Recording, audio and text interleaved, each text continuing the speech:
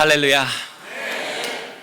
정말 얼마 전에 그 두 번째 부시 대통령이 그 워싱턴에서 그 취임식 할 때 일이었습니다. 보통 미국이 언제부터인가 우리가 오늘 찬양한 것처럼 예수 그리스도의 보혈을 제하기 시작하고, 심지어 기도하는 데 있어서 예수 그리스도의 이름으로 기도한다는 말을 대통령 취임식에서 하지 않게 되고, In God's name, 하나님의 이름으로 라는 이름으로 대체하게 되고, 그런 상황이 있었는데, 근본 그 워싱턴에서 취임식은 바로 제 사무실 바로 또 앞이었기 때문에 아주 재미있고 또 감격적으로 맞았습니다. 왜냐하면은 취임식을 하고 선서를 하는데 마침 거기에 이번에는 흑인 목사님이 나오게 되었습니다. 그래서 저도 굉장히 그 미국의 대통령들이 그 취임식 하는 걸 바라보면서 하나님의 그 참으로 원천적인 예수 그리스도 이름으로 들어가야 되는데 하는 생각을 했었는데, 거기서는 원칙적으로 예수 그리스도 이름으로 In Jesus name으로 기도하는 그것이 허락되지 않았었습니다.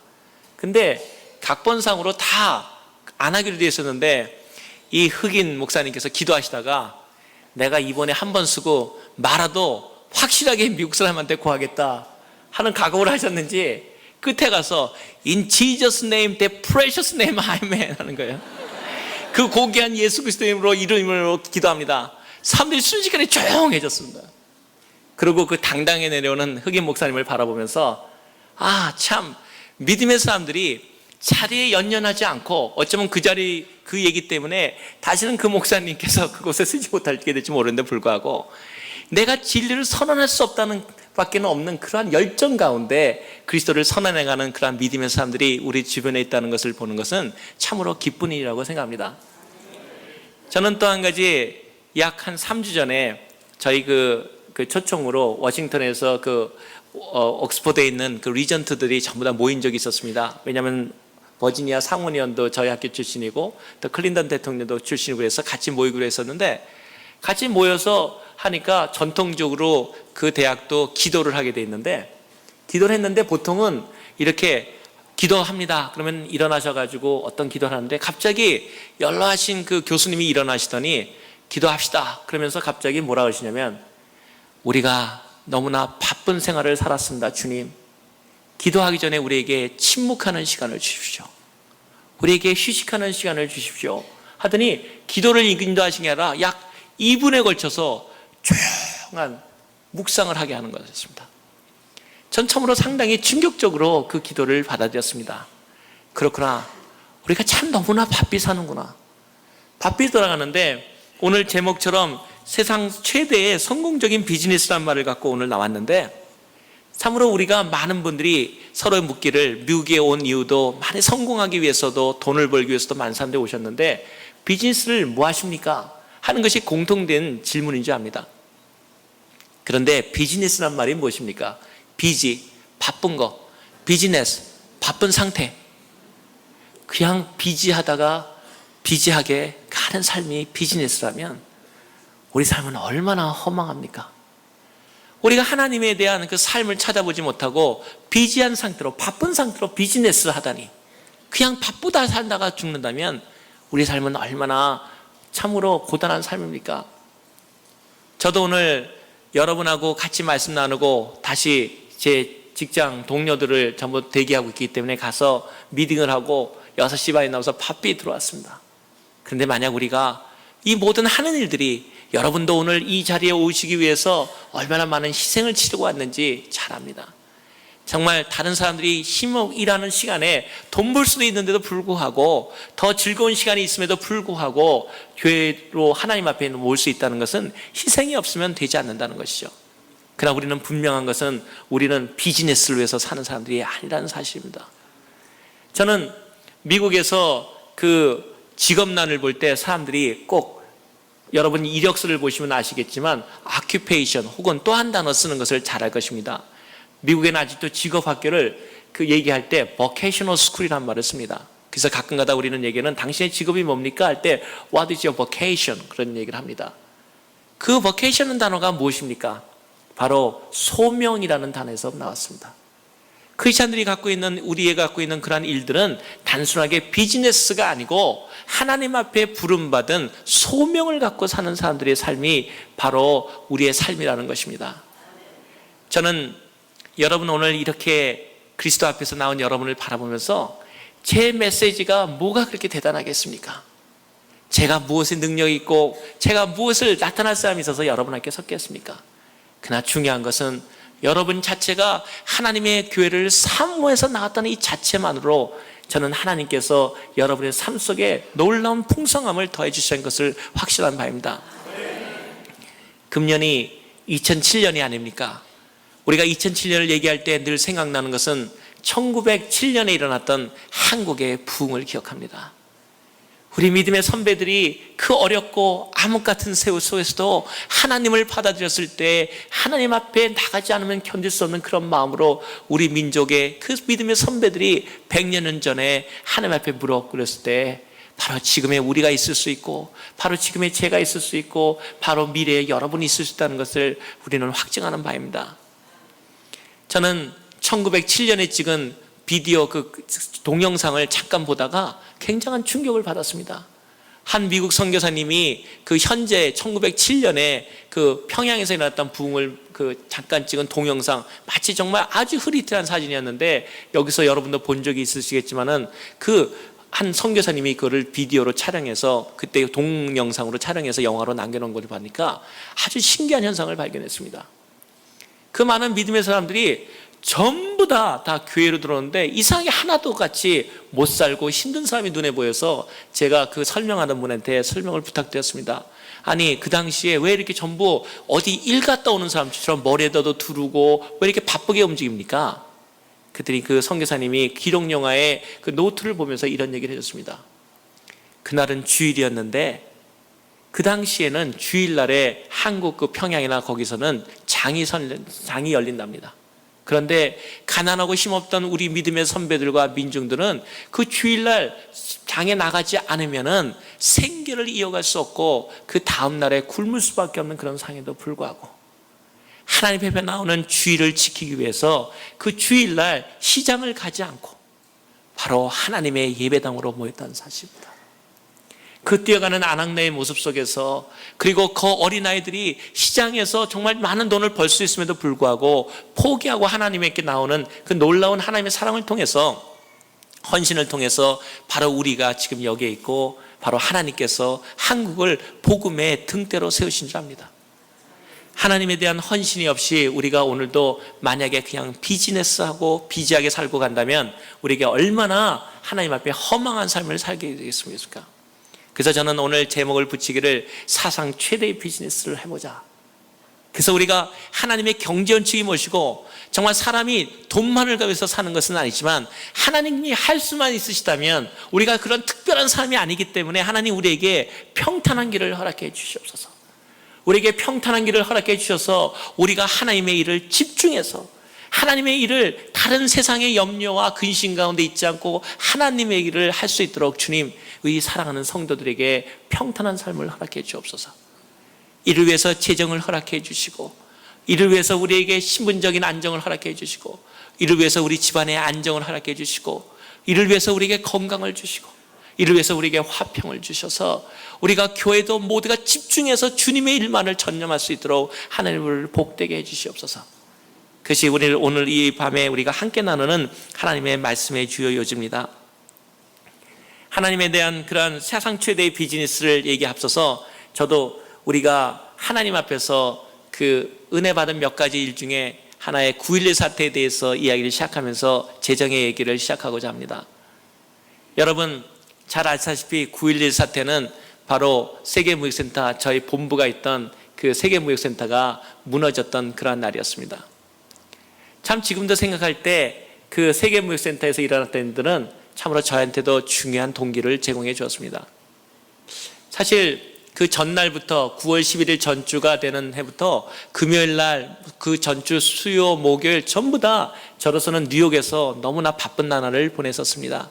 왜냐하면은 전 세계에서 1년에 한 번 있는 세계 이사회가 바로 9월 11일, 제가 알기로 화요일날로 기억되는데 그날 열리기로 돼 있기 때문에 정말 저로서는 중요하고 준비를 해야 되는 날이었습니다. 금요일날 밤에 맨하탄 그 허드슨강 주변에서 저희가 파티를 하면서 그 세계무역센터를 바라보니까 정말 아름답게 불치장을 해놔서 제 마음속에 다시 그런 생각했습니다. 아, 정말 이렇게 큰 빌딩을 질 수 있다는 건 얼마나 자랑인가. 그래서 제가 그 주일날 예배를 드리고 다시 이제 화요일날 월요일 일을 준비한 다음에 화요일날 새벽에 이제 뉴욕에 가서 그 중요한 회의를 하기로 9.11 그 날을 준비하고 있었습니다. 근데 월요일 밤에 아주 신기한 일이 일어났습니다. 갑자기 저희 아내가 그 월요일날 9월 10일 월요일 밤이었던 걸 기억하는데 갑자기 경련을 일으키기 시작했어요. 그런데 경련에서 막 몸을 떨고 막 어떻게 불안해하고 그래서 제가 저희 아내 보고 왜 그러냐 그랬더니 이유를 모르겠다고 그러더라고요. 그래서 제가 저희 아내가 몸도 평상시에 그렇게 강한 편은 아니기 때문에 제가 가만히 원인을 식생활에서 뭐가 잘못됐나, 잠을 못 잤는가, 그것도 아니라 그러고 다 체크했는데 암만 체크해도 이유가 없는데 단 한 가지를 발견해냈습니다. 그는 혹시 자기가 그날 커피를 2잔을 마셨다는 거예요. 그래서 제가 속으로 잘 됐다 싶었습니다. 그렇지 않아도 커피를 좀 끊게 하려는 생각이 있었는데 제가 자기는 커피 때문이 아니라고 우겼지만 저도 우기면서 그건 분명히 커피 카페인 때문이야. 그러니까 커피를 절대 마시면 안 된다. 그리고 제가 당신이 커피를 마시기 않기가 어려우면 나도 커피를 끊겠다 하고 단언했습니다. 그런데도 몸에 경련이 이런 쉬지 않기 때문에 제가 밤새 안마도 해주고 한데도 기도도 해주는데도 경련이 그치질 않더라고요. 그런데 몸을 떨고 불안해하고 그래서 새벽녘이 저는 이제 9월 10일 날 뉴욕으로 가야 되기 때문에 할 수 없이 빨리 좀 자야 될 텐데 해가지고 하여튼 겨우 잠을 재우고 제가 9월 10일 날 새벽에 일어났습니다. 일어나가지고 평상시에 습관대로 여러분도 하시는 것처럼 잠을 깨기 위해서 커피잔을 딱 들라고 보니까 바로 몇 시간 전에 얘기가 생각나서 제가 저희 아내한테 나도 커피를 같이 끊겠다 그 약속한 걸로 엄청 후회하면서 저도 공항으로 나가겠습니다. 그래서 생각에는 집에서만 안 마시면 되지 뭐, 공항 가서 마시면 되지 뭐 하고 공항에 갔습니다. 제가 생각하는데 9월 10일이 그렇게 날씨가 아름다울 수가 없었습니다. 그 공항에 갔는데 좀 일찍 도착했는데 보니까 커피를 시간도 충분하기 때문에 시간을 이렇게 서 있는데 라인을 보니까 커피 라인이 세상에 평상시에 한 3배 라인은 길게 서 있어요. 도저히 내 생각에는 한 4, 50분 기다려도 제 차례가 안 올 것 같아요. 그래가지고 두리번거리는데 커피점 그러는데 한쪽에 라인이 한 사람도 없는 거예요. 순식간에 이게 웬일. 그래서 제가 가서 딱 섰습니다. 커피 달라. 그랬더니 저를 여자 메이드가 말똥말똥 쳐다봐요. 커피 달라니까. 근데 말똥말똥 쳐다봐요. 그래서 내가 혹시 이 사람이 그래서 제가 그들이 나한테 물을 말했더니 다른 나라 말로 몇 마디 하더라고요. 못 알아듣죠 사람들. 그래서 제가 들으니까 제가 알아듣는 말이에요. 그래서 내가 영어 못합니까? 그랬더니 깜짝 놀라면서 자기 영어 못한대요. 그래서 내가 커피 달라 그랬는데 왜 근데 영어를 못하는데 여기 서 있습니까? 그랬더니 오늘 첫날이래요. 첫날인데 그것도 자기를 트레인 시켜주는 사람이 오늘 안 나왔대요. 자기 지금 어떻게 할지 몰라 서 있는 거예요. 그러니까 다른 사람이 그 줄에 서 있는 거 뒤에는 커피점, 유명하고 맛있는 커피점이라고 써 있는데 자기는 못 만드는 거예요. 그것도 영어도 못하고. 그래서 제가 그랬습니다. 그래서 거기서 안 하고 돌아서고 싶은데 첫날인데 여러분들 한국에서도 저도 또 양말 장사한 경험이 있는지라 처음에 와서 양말 안 사면 그 기분 되게 안 좋더라고요. 그래서 제 마음에도 하나 사주고 싶더라고요. 처음에. 그래서 내가 있는 게 뭐냐 그랬더니 두리번 거더니 있는 게 딸기 주스밖에 없대요. 그래서 내가 딸기 주스는 아침에 먹기가 좀 그런데 그래서 딸기 주스를 그러면 달라고 먹을 생각은 알고 달라고 그랬습니다. 달라니까 딸기 주스를 그냥 주는 게 아니라 그 나라에서는 또 얼음이 안 나는 나라에서 온 나라인지 얼음을 거기다가 막 갈아가지고 넣는 거예요. 속으로. 아니 거기다 웬 얼음. 근데 안 말할 수도 얼마까 안 먹으려고 생각해서 그런지 그냥 받아들었습니다. 그리고 첫날이니까 잘하라고 굉장히 고마워하더라고요. 그래서 커피도 못 마시니까 그걸 몇 모금 마셨어요. 그리고 비행기 안에서 먹을까 하는데 그게 잘못하면 팍 터지잖아요. 커피가 다르기 때문에. 그래가지고 할 수 없이 또 원래 또 고생했던 사람은 음식 버리기를 굉장히 싫어하거든요. 몇 모금 더 먹고 그리고 비행기를 탔습니다. 비행기를 타고 가는데 지금 생각하니까 비행기 안에서도 그런 일이 있었으면 제가 살아나지 못했을 텐데 비행기 안에서 너무너무 편안하더라고요.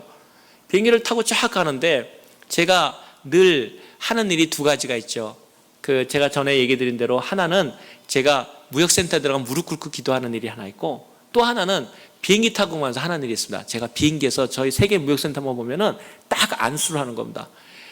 비행기 창문에다가 제 손을 딱 대면 정확하게 안수하는 모습이 나옵니다. 딱 이렇게 딱 안수하는 겁니다. 그리고 제가 얼마나 기분이 상쾌한지 모릅니다. 무역센터에다가 안수하는 사람은 아마 저밖에 없을 겁니다. 딱 안수하면서 그리스도의 이름으로 세계 선교의 주역이 될지어다 이러면서 제 마음으로 기도하고 늘 그렇게 기도하고 다녔습니다. 그리고 맨하탄을 바라보는데 정말 너무 아름답더라고요. 그날은 그렇게 아름다운지, 맑고 또 비행기가 마침 맨하탄 쪽으로 지나가가지고, 그래서 그걸 바라보면서 축복하고 내렸습니다. 그래가지고 저는 오늘 중요한 날인데 날씨도 맑고 하나님 도와주세요. 이제 하나님께서 저를 도와줄 거라고 확신하고 딱 기도하고 딱 내려가지고 이제 미팅 시간을 가려고 그러는데, 비행기 안에서 그랬으면 괜찮았어요. 비행기 내려가지고 나가는데 갑자기 다리를 못 걸을 정도로 폭풍이 갑자기 오기 시작하더라고요. 아니 세상에 비행기 안에 있으면 그래도 좀 나을 텐데 딱 내리고 그러니까 뭐 어쩔 수가 없는 거예요. 뭐 여러분 저기 구라파 전쟁 나는데 방법이 있습니까? 제가 그 당시까지 10몇 년을 그 공항을 다녔는데요, 단 한 번도 화장실 안 갔어요. 왜 가냐니까 거기서 2, 3분 늦으면 여기 트래픽처럼 얼마나 안 좋은지 맨하탄까지 들어갔는데 거의 2, 30분 늦어요. 그러니까 내리자마자 봐서 딱 서야지만 차도 빨리 타고 나오기 때문에 제가 그렇게 하는데 뭐 방법이 있습니까? 그래가지고는 화장실로 달려갔죠. 얼마나 하나님과 생각했는데 배는 아픈데 진정은 안 되고 약은 없고 그러는데요, 제가 한 20몇 분을 있은 것 같아요. 얼마나 그동안에 하나님께 짜증을 내고 화를 내는, 주님 이럴 수가 있습니까? 하필 요때, 하필 중요할 때 나보고 오토라는 거 오늘 제일 중요한 해인데 이럴 수가 있습니까? 근데 뭐 배 아픈데 별 수 있습니까? 뭐 그래가지고 제가 뭐 앉아가지고 제 배에다 안수하고 속으로 안수했는데 뭐 효과도 없어요. 뭐 안수선이 왜 이렇게 효과가 없나 생각할 정도로 하고, 주님 요새 능력이 빠지셨군요 뭐 이러면서 계속 안수하는 방법이 없지 않습니까? 나왔습니다. 나와가지고 뭐 늦은 거 어떡합니까? 그래서 차를 타고 들어갔습니다. 시간을 보니까 9시, 그때 저희 105층, 저희 클럽이 105층에 있었거든요. 윈도우 온 더 월드라고 제일 꼭대기 저희 클럽인데, 거기서 이사회를 우선 아침 조찬을 하게 했는데 맞출 수가 없는 거예요. 정말 기가 막히더라고요. 얼마나 당황인지 여러분 상상도 못 하실 겁니다. 전 세계 무역부장 다 왔는데 제가 늦는다니 이게 말이 됩니까? 그래가서는 차를 들어가는데 뭐 방법 얼마나 진땀이 흐르더라고요. 그래가지고 맨하탄 거를 걸어가면서 하나님께 다시 기도하고, 하나님 알아서 하십시오. 그러고서는 전화를 갖다가 이제 늦는다고 전화를 이제 하기 시작하는 거죠. 근데 하는데 제 스태프들이 저를 기다리라고 전부 이미 세계 무역센터 안으로 들어갔어요. 근데 제가 얘기하기를, 저는 늦었으니까 빨리 몇 사람은 나가라. 어차피 오늘 그 일 먹고 다른 일 좀 해와라고 두 사람인가를 내보내고, 한 사람은 연락이 계속 안 되더라고요. 그런데도 저는 또 그런 좀 치밀한 데가 있어가지고 집에까지 전화 걸어서 다시 그 와이프로, 부인으로 하여금 전화 걸게 해서 다시 그 사람도 나가겠어요. 사실 그 세 사람이 다 살았어요. 그냥 있었으면 그 사람 다 죽었죠. 그런데 그 사람 중에 한 분이 한국 관계 사람이었는데, 한국의 주간조선인가 거기서 단행본으로 자기를 살린 세계스타의 전화벨설이라는 책으로 해가지고 한국에 출판을 했다는 얘기를 나중에 들었습니다. 아무튼 그 세 사람을 불러낸 다음에 저는 계속해서 들어가는 거죠. 그러다가 이제 무역센터가 보이니까 더 심란해요. 그래가지고 전화를 걸었습니다. 너 늦는다고. 그랬더니 그때 당시에 수석부청장가 전화를 딱 받더니 갑자기 Fire, I gotta go 그러는 거예요. 불났다고, 나가야 된다고. 근데 그게 전에도 그런 훈련이 좀 있거든요. 깜짝 놀라가지고 이렇게 쳐다보니까 저희 쪽 강 쪽으로 들어갈 때 보이지가 않는 거예요. 나중에 알고 보니까 탁 맞고 앞으로 빠져나가 버린 거예요. 그러니까 전혀 나타나진 않아요. 라디오 속에서 아무 소리 없고, 아무 일 없는 줄 알고 계속 이제 갔었죠. 계속 저는 접근을 하는 겁니다. 근데 나중에 알고 보니까 그 첫 번째 비행기가, 저는 방이 77층에 본부가 있고 총재님 방은 7701이고 그다음 수석부장 7702이고 저는 그때 당시 7777 번호 4개를 썼거든요. 그런데 방 회의를 갖다가 84층에서 거기서 하기로 했는데, 나중에 알고 보니까 정확히 첫 번째 비행기가 저희 84층까지를 치고 나갔어요. 만약에 제가 그 화장실에 있는 시간을 늦지 않았으면 바로 그 시간에 바로 제가 고방에서 정확하게 죽었어요. 근데 저는 그때 들어갈 때는 그거를 보지 못했죠. 제가 뭐 비행기가 빠져나간지 모르잖아요. 그래서 계속해서 차를 글로 몰았습니다. 라디오에서도 아무 소리도 안 나오고. 그래가지고서는 제 차를 다 대놓고 그렇게 전부 사람들이 테러라고는 상상도 못했어요. 그리고 뭔지도 알 수도 없고. 딱 그래가지고 무역센터가 쌍둥이 빌딩 2개와 사실 전체 7개로 구성되어 있어요. 그 중에 이제 5번이 그 호텔인데 세계 이사님들이 모시고 있기 때문에 내가 늦었기 때문에 호텔 쪽으로 들어가고 얘기를 하면서 나오는 거 이제 다시 위층으로 올라가려고 그러는데 갑자기 웅 그러더니 두 번째 비행기가 바로 제 머리로 날아오는 거예요. 전 처음에 장난하는 줄 알았어요. 저게 왜 날아올까? 그러더니 제가 얼마나 심각하게 봤는지 배 그 비행기 밑에 글 써 있는 것까지 눈에 다 보이더라고요. 딱 저 머리로 날아가더라고요. 뒤를 딱 때리는 거예요. 그때 죽었습니다 했어요. 그래서 제가 많은 얘기를 했지만 그런 얘기 합니다. 제가 평상시에 이 유언을 잘 남겨놓고 있었거든요. 그래서 멋있는 유언을 하려고 했어요. 오 주여 내 영혼을 받아주시옵소서. 이제 이런 준비를 멋있게 하려고 그랬는데 딱 부딪히니까요. 웬걸 유언. 그것도 여러분 미국에 오래 사시면 많은 사람들이 한국 분들이 그런다잖아요. 영어 잘하시겠네요. 20년 살았다면 잘하시겠네요. 그런데 미국에 오래 산 분들의 대답은 똑같습니다. 미국에 오래 살다 보면 영어도 못하게 되고 한국말도 못하게 되고. 그런데 딱 붙이니까요. 동시 2개 국어가 나오더라고요. 단발적으로요. 여보 한국말 그다음에 bye. 딱 맞는 순간에 죽는 줄 알았어요. 왜 그러냐면 영화 보면은 되게 이렇게 딱 부딪히면 앞으로 꺾이거든요. 그 꺾이면은 파편을 맞던가 다 죽게 돼 있거든요. 근데 나중에 알고 보니까 또 저희 그 무역센터가 제가 짓지 않은 거라서 저희 총재님 지은 거기 때문에 거기 보면은 이렇게 그물망처럼 들어오면은 이렇게 싹 앉게 돼 있어요. 왜 그렇게 만든지 모르지만 아무튼 그렇게 돼 있어요. 지금은 그런 공법을 안 쓰는데 비행기가 날아오면은 그물처럼 이렇게 앉게 돼 있으니까 딱 안아버린 거예요. 그 비행기가. 그러니까 저는 여보 바이 그랬는데 딱 보니까 살아있는 거예요. 그 다음에 뭐 하겠습니까? 도망가는 거죠. 딱 그때는 죽었구나 생각해가지고 제 차로 뛰어들었는데 운전사가 완전히 떨고 있어요. 덜덜덜덜 떨고 있어요. 제가 발로 찼어요. 운전하라니까. 근데 참 하나님께서 놀랍다는 걸 느껴요. 딱 운전하는데 제가 사실 여기서도 그렇고 자동차 조금 부딪히면 야단나지 않습니까? 근데 맨하탄에서 제일 좋은 그 멀세디 벤츠들이 한 5대가 있었는데요. 저희 차가 다 옆을 다 치고 나갔어요. 근데도 아무 소리 안 하더라고요. 다 놀라가지고 자기 저도 몰라요. 그래서 제가 처음으로 5대 부딪히고 아직은 손해배상 안 해줬지만 부딪혀 나갔습니다. 근데 또 하나 놀라운 일이 있었어요. 그 맨하탄 지역은 워낙 복잡하기 때문에 가운데 가로대가 놓여 있어요. 한 이 정도 높이의 가로대가 있어서 중앙분계선을 넘을 수가 없습니다. 그런데 어떻게 제가 넘어왔느냐, 그게 사실 더 신기했어요. 어떻게 신기냐면 첫 번째 비행기가 딱 부딪히니까 사람들이 전부 무슨 일인지 아무도 몰랐으니까 소방서에서 가만히 보니까 연기가 거기서 뽀꼼뽀꼼 나는 거예요. 그러니까 그 맨하탄에 생활하는 수방서가 저쪽 불났나 보다 그러면서 불나면 뭡니까? 길부터 막지 않습니까? 그러니까 저쪽 길을 우선 딱 막아줬어요. 그러니까 저쪽에서 오는 차가 우선 없었죠? 그러면 가로대가 있어야 되잖아요. 가로대는 바로 그 옆에서 새로운 호텔을 짓는다고 한 일주일 전부터 땅을 파기 시작했어요. 파다가 기중기 들어가려고 10m를 그 디바이더를 가로수를 옮겨놨어요. 세상에 제가 그 가로대 안 옮겼으면요 차가 못 넘었죠. 그 10m 가로대를 빠져나와가지고 소방서들이 앞에서 막은 데를 빠져나와서 터널로 들어갔어요. 터널로 그 강터널로 들어갔는데 거기서 숨막힌 생이 있어요. 제가 터널에서 또 혼자 도망갈 수 없지 않습니까? 근데 터널 속으로 들어가면 길이 워낙 그 맨하탄 그 터널 그 강을 뚫어놓는게서 앞이 안 보여요. 라디오도 안 들리고. 그래서 제가 차 문을 내리게 해가지고 앞에 무역센터가 무너진다고 파괴되는, 그때 무너진다는 생각을 못했죠. 분해했으니까 빨리 뒤로 빠지라고 소리쳤더니 전부 저 미친 사람이 무슨 소리치나 한 사람도 듣지 않아요. 저는 그걸 보면서 복음도 똑같은 생각을 합니다.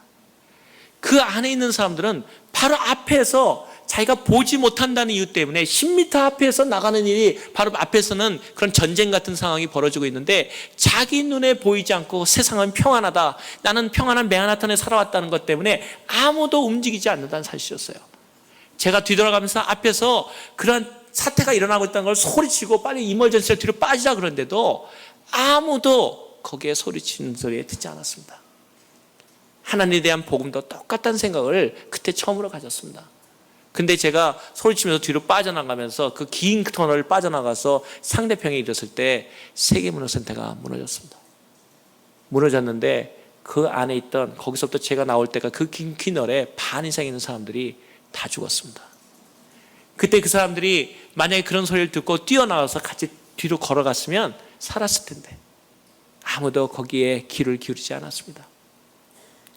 더군다나 우리가 복음의 소식을 모르다가 죽는 사람 똑같은 거는, 더 마음 아픈 것은 그 당시에 저 전화를 받았던 헐브 위다라고 하는 수석부청제가 그 연세 드신 분이 있었는데, 상대방 1번 빌딩, 저희가 1번 빌딩에 있고 그 2번 빌딩에 있는 자기 아들이 그 맨 60몇 층에 근무하고 있었어요. 근무하고 있었는데 첫째 비행기가 뻥 하니까 전부 모르다가 왜 저 소리가 나지 그러다가 가만히 구경하고 있는 거예요.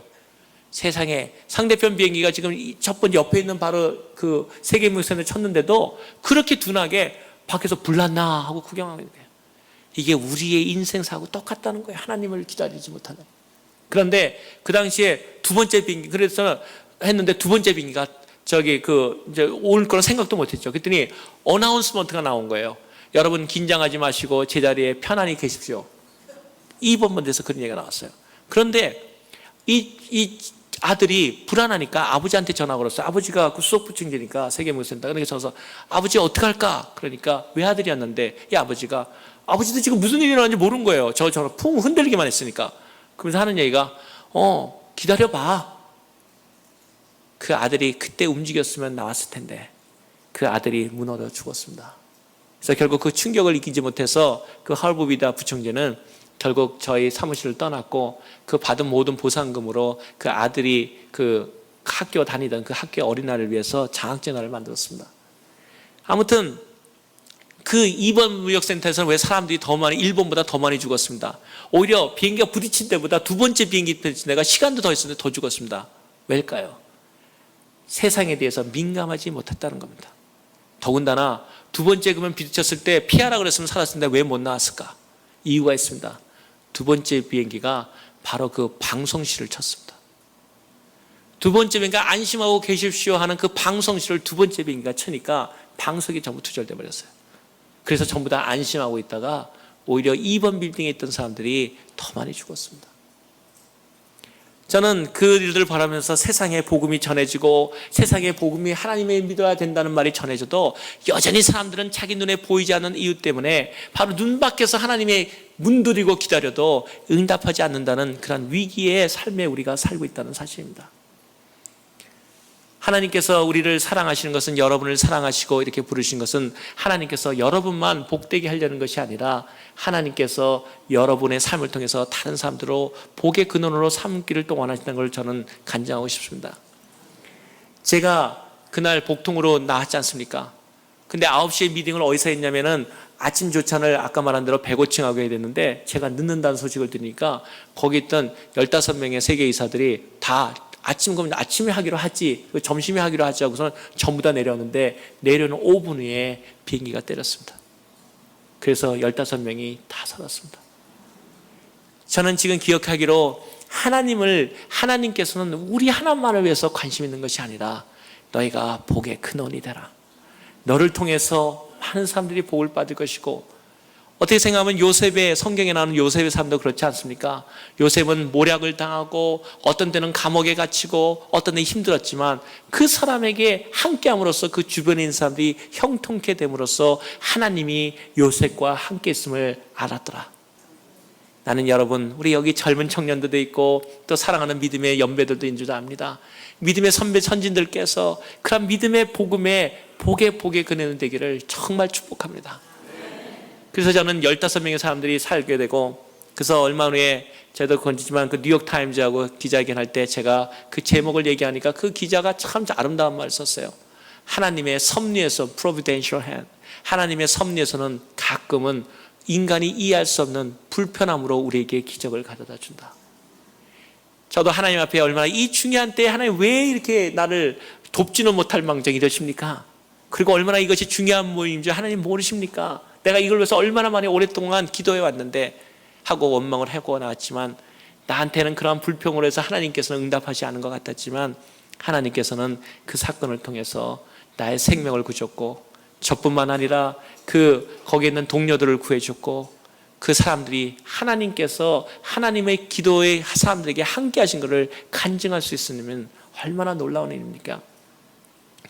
제가 이제 일들을 시작해 들어가면서 여기서 또 한 얘기를 넘어갑니다. 그 다음에 세계무역센터가 이런데, 제가 어저께는 옥스퍼드 대학의 리전트 멤버와 파운데이션 펠로우가 된 것이 정말 실력이 없음에도 불구하고 될 수 있다는 걸 얘기했는데, 오늘은 정말 제 또 하나의 축인 수석부총재가 어떻게 얼떨결에 됐는지 얘기 드리고자 합니다.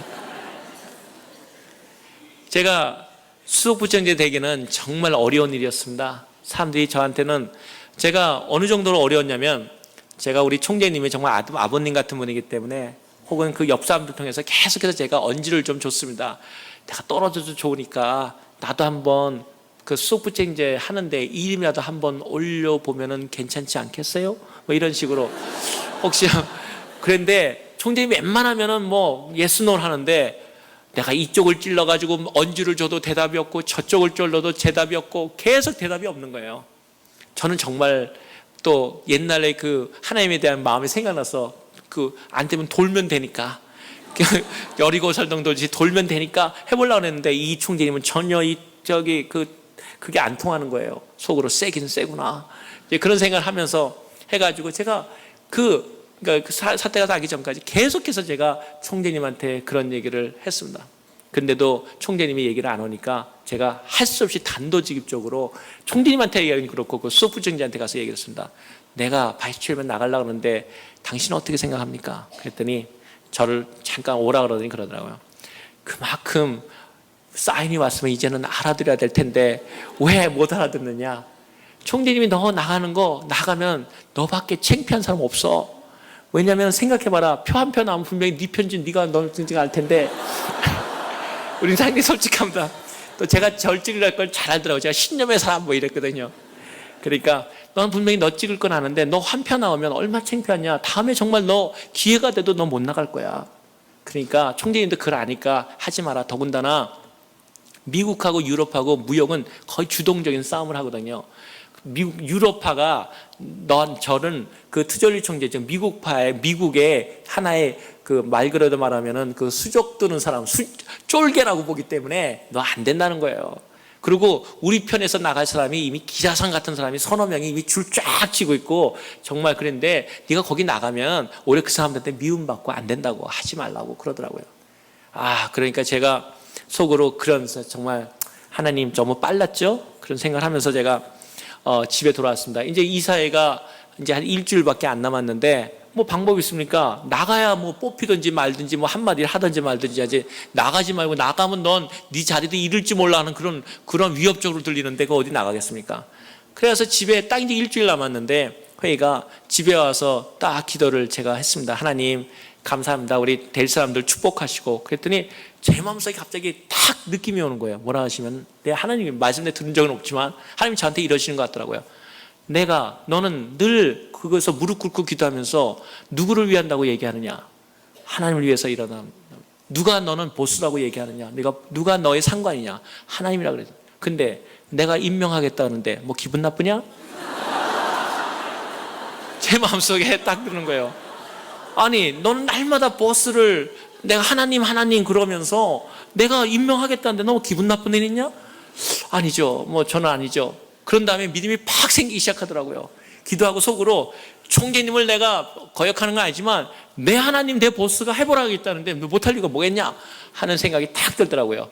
그때 또 여전히 생각나는 방법, 미국 들어올 때 내가 왜 미국에 갈 10가지 이유 쓴 생각이 탁 나더라고요. 그래가지고 밤새워가지고 내가 왜 수석부총재가 돼야 마땅한 퀄리피케이션을 정말 열심히 내가 기도하면서 만들었습니다. 그런 다음에 그걸 회의장에 가기 전에 약 이틀 전에, 그것도 너무 빨리면 또 혼날까봐 총재님이 이거 찢어버려 그러면 안 되니까 찢을 시간 없도록 비행기 날아갈 동안 잘못해 날아갔네요 하고 핑계는 좀 대야 될 거니까, 그래가지고 그거를 이틀 전에 보내고 회의에 갔었습니다. 그것이 헬리팩스 캐나다에서 열렸었습니다. 하는데 그 전날에 딱 가니까 총재님들이 이렇게 보더니 너 이거 냈다며? 그래서 내가 한번 내봤는데 그랬더니 얘기는 안 하더라고요. 에이 그냥 어차피 쟤는 안 될 테니까 이렇게 얘기를 하는데, 딱 그날 밤에 몰렸는데 아니다 달라요. 이제 그 수석부총재를 뽑으면 그 사람이 총재가 될지도 모른다는 생각에 유럽 쪽에서도 벌써 팀이 쫙 모여 긴장 관계 흐르고 뭐 벌써 저쪽도 뭐 모여서 얘기하는 게 보이고 저희도 또 아시아 쪽하고 미국은 좀 친하기 때문에 아시아 미국 쪽에서 얘기하고 이제 이런 관계가 있었어요. 이제 그날 이 회의가 열렸습니다. 세계 이사회가 딱 열렸는데 가만히 생각해 보니까 이제 밤새 신기한 일이 일어났어요. 어떤 일이냐면 저희 쪽에서는 이제 수석부총재 될 사람을 1번, 2번, 3번을 어느 정도 유명한 사람들을 뽑아놨어요. 저는 이름도 안 넣었더라고요. 저는 그래도 보냈는데 그것도 보냈다고 좀 얘기해 주면 어떻습니까? 이름도 안 나와 있더라고요. 그래도 뭐 가만히 있었습니다. 근데 상대편에 어저께밤에 국리에 그 얼마나 그 머리 좋은 사람들이 밤새 어떻게 하면 이쪽 이 팀을 이길까 생각했지 않습니까? 근데 밤새 있더니 저쪽에 네덜란드 분인데, 네덜란드 무역협회장인데 그분이 딱 일어나는 거예요. 올 것이 왔구나 딱 생각했습니다. 그분이 일어나더니 뭐라면 기상천외한 얘기를 하는 겁니다. 전 처음에 귀를 의심했어요. 이제 청구를 해야 되는데 우리 편 쫙 우리 나갈 사람 기다리고 있고 이제 자기는 누가 나올까 기다리고 있는데 그분이 딱 일어나더니 네덜란드 협회장이 딱 일어나더니 제가 생각하기로 그동안에 많은 시야를 봐왔는데 제가 데이비 영어에 대한 데이빌리가 굉장히 성실하고 그 젊은 세대로서 적합하다고 생각한다. 이번에 무역센터도 무너졌을 때도 그러한 일들이 일었었는데 우리가 나는 데이빌리를 추천한다. 그러고 앉는 거예요. 순간 저 사람이 왜 그럴까? 나중에 안 일인데요. 나중에 안 일인데 이 유럽팀이 밤새 서로 논의를 해보는데 하다가는 서로가 승산이 누가 있을지를 가늠하기 어렵다는 거예요. 서로 붙였다가 지면은 정말 그야말로 망신살이 뻗치고 그렇다고 확신 있는 싸움을 하면 이기겠는데 50대 50의 확률이라는 거죠. 그러니까 밤새 고민한 그 영리하고 머리 좋은 사람들이 방법을 하나 딱 생각하는 거예요. 이번에는 허접한 사람 하나 뽑자.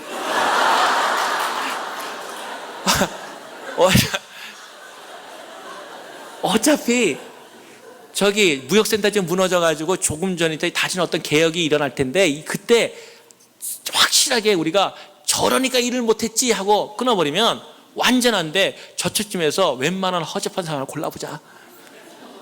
그 세 사람을 보니까 쟁쟁하단 말이에요.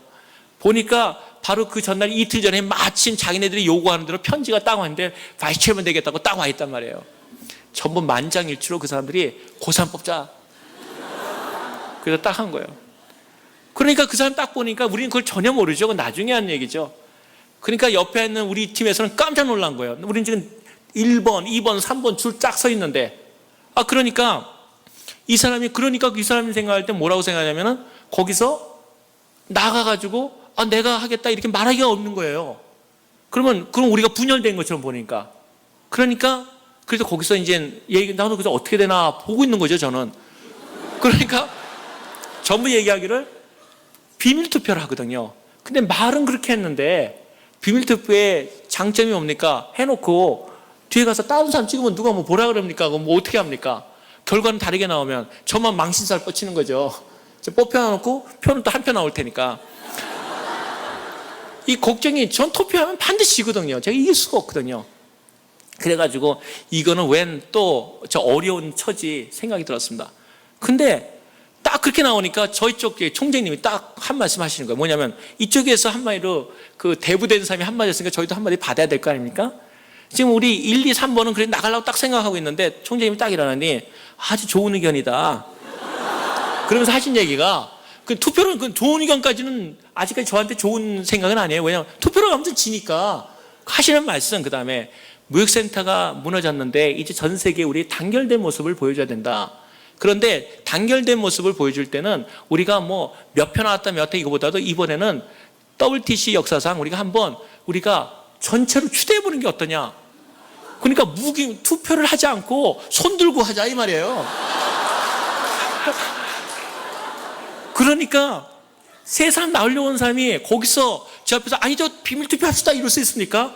울며그 잡기로 뭐 그러던지 그래가지고요 이쪽 유럽 쪽에서 다 찬성합니다 손 드니까 저쪽에 있는 또 미국 팀들이 할 수 없이 다 찬성한다 손 들어가지고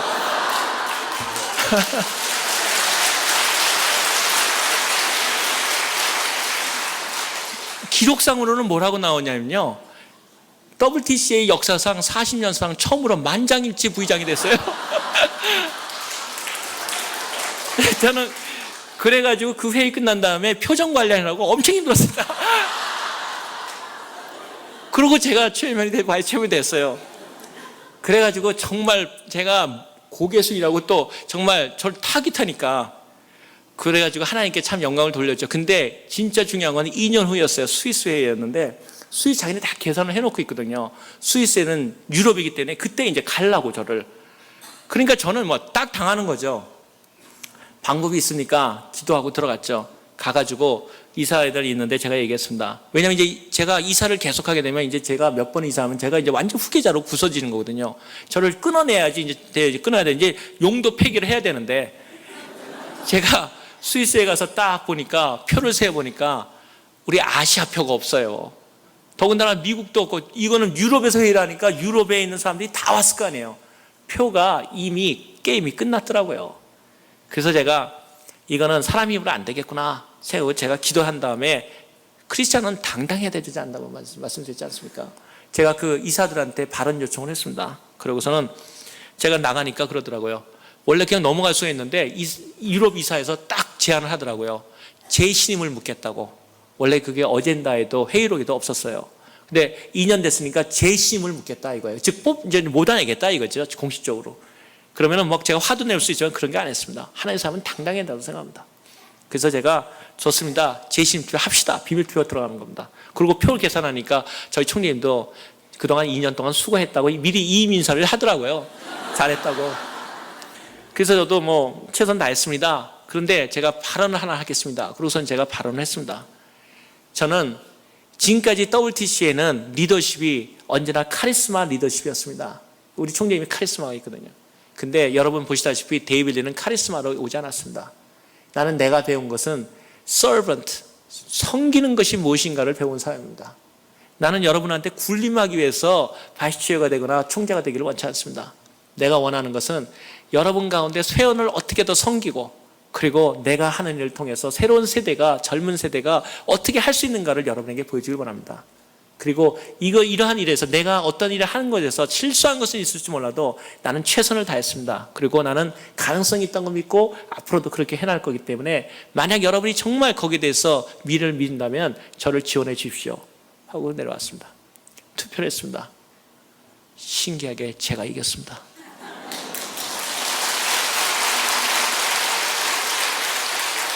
그것이 이루어진 다음에는 제가 파워가 진짜 급상승했죠. 이제는 허접하고 쫓아낼 줄 알았는데 제가 재심을 받았으니까. 그리고 제가 지금은 바이스 체어맨 3기입니다. 제가 완전 시니어입니다. 그래서 아마 내년에는 제가 체어맨이 될 거라고 지금 제가 생각하고 있습니다. 체어맨이 되면은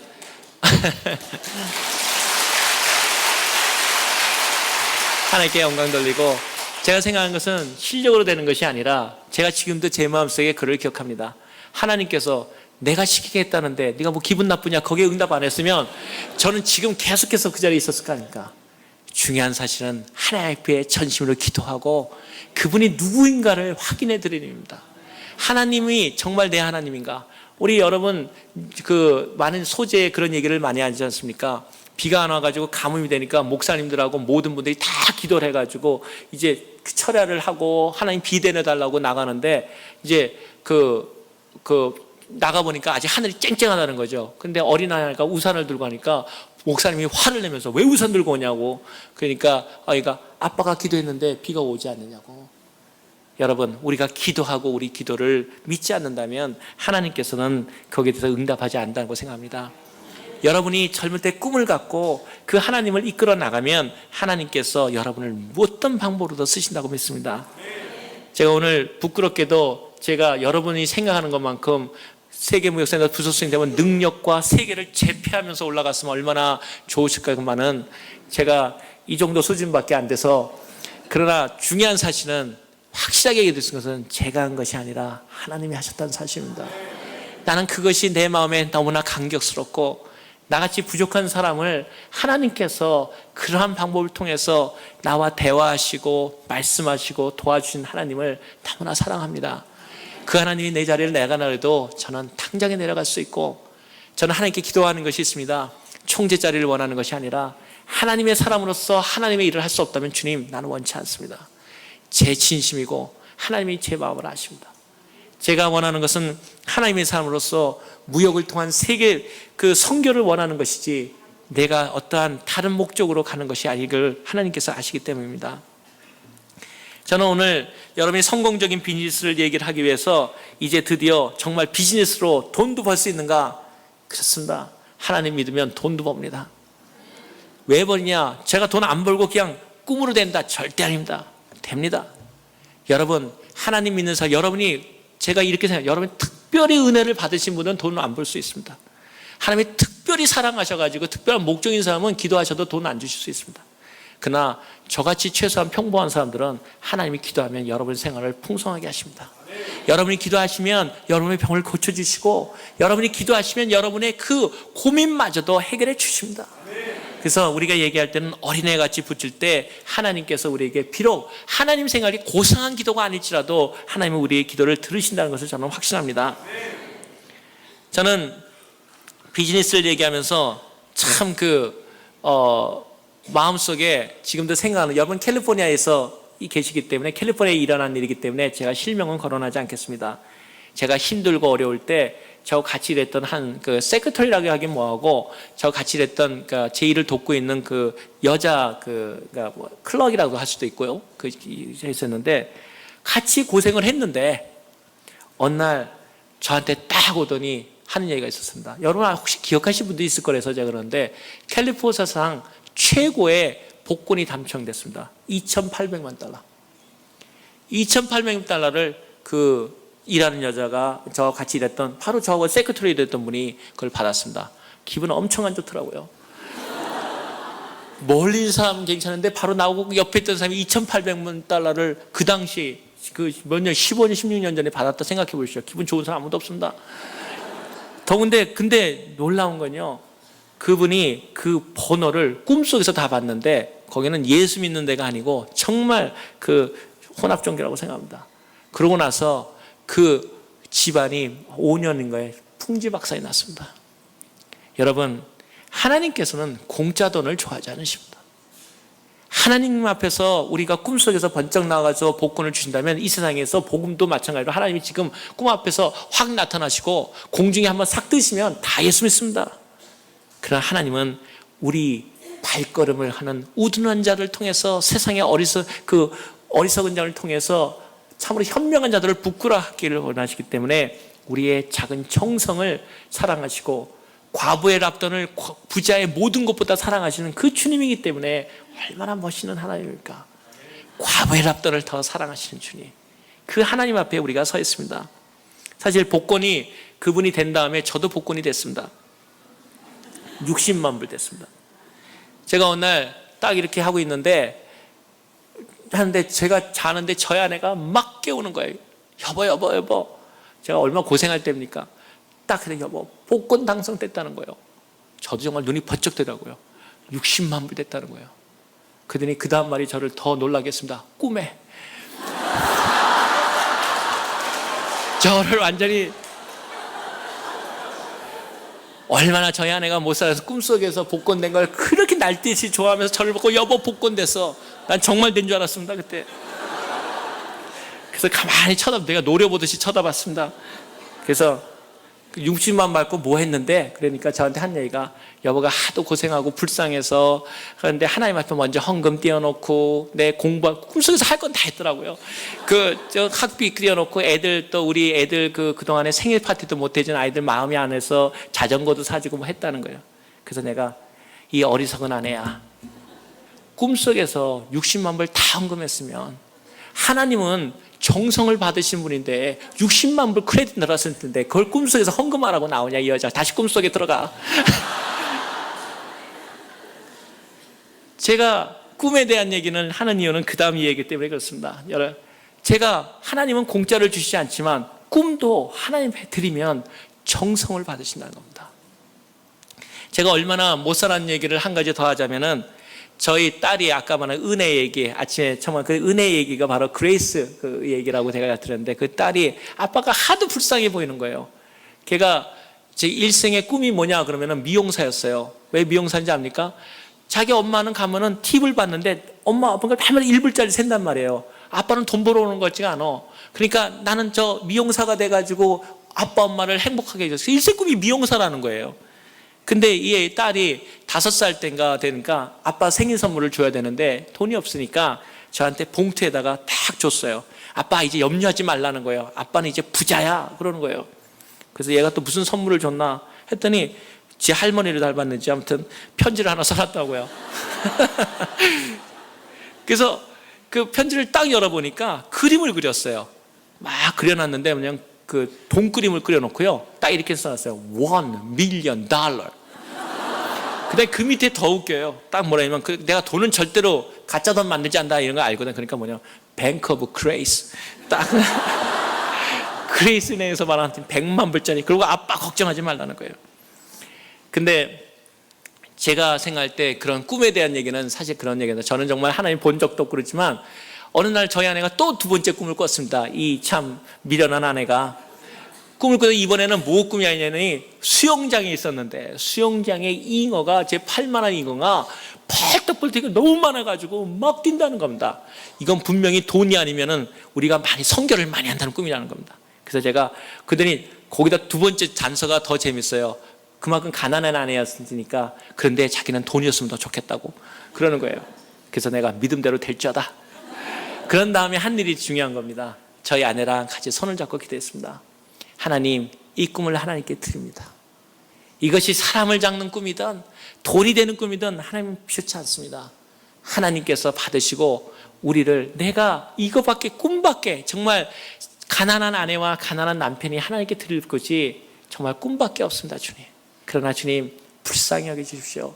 우리가 꿈속에서 받은 돈도 하나님께 드립니다. 근데 하나님 한 번은 기억해 주십시오. 우리가 하나님 앞에 언젠가 우리도 헌금할 수 있는 날이 올 수 있도록 해 주십시오. 그리고 꿈을 드렸습니다. 그리고 제가 거기에 덧붙여서 한 말이 있습니다. 하나님 이자는 꼬박꼬박 주십시오. 그러고서는 그 꿈을 드렸습니다. 지금 생각하면 하나님께서 그 정성을 받으신다고 봅니다. 나중에 기회가 되면 얘기하겠지만 제가 성경금을 내고 선교를 하다 보니까 500불, 여러분 500불이면 많은 돈 같지만 또 많지도 않지 않습니까? 500불을 적금 통장을 만드는데 저희가 딱 3년 걸렸습니다. 저는 500불 통장을 받아두고 너무너무나 감격했습니다. 우리도 세이빙이 있구나.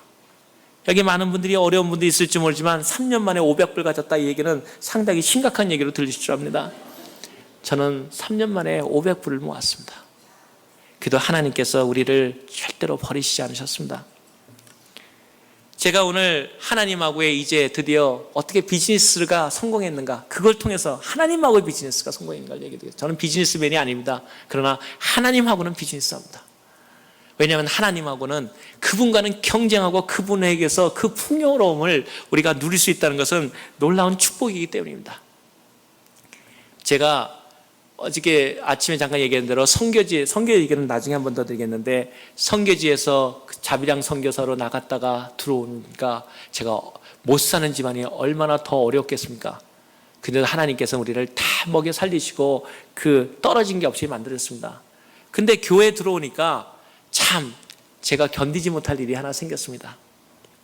어떤 일이 생겼냐면, 교인들이 들어오니까 여러분, 교회가 아름다울수록 또 여러분들의 믿음 생활일수록 많은 사람들이 여러분의 믿음에 대해서 많은 걸림이 준다는 걸 또 기억하셔야 됩니다. 그러나 미워하지 마십시오. 그것이 여러분의 믿음을 성장시키십니다. 그리스도 이름으로 사랑하고 오직 하나님에 대한 전념에 나간다면 하나님이 여러분을 높이십니다. 여러분이 여러분의 성도들의 믿음 연약한 사람들이 조금 자기를 건드린다고 생각할 거 없습니다.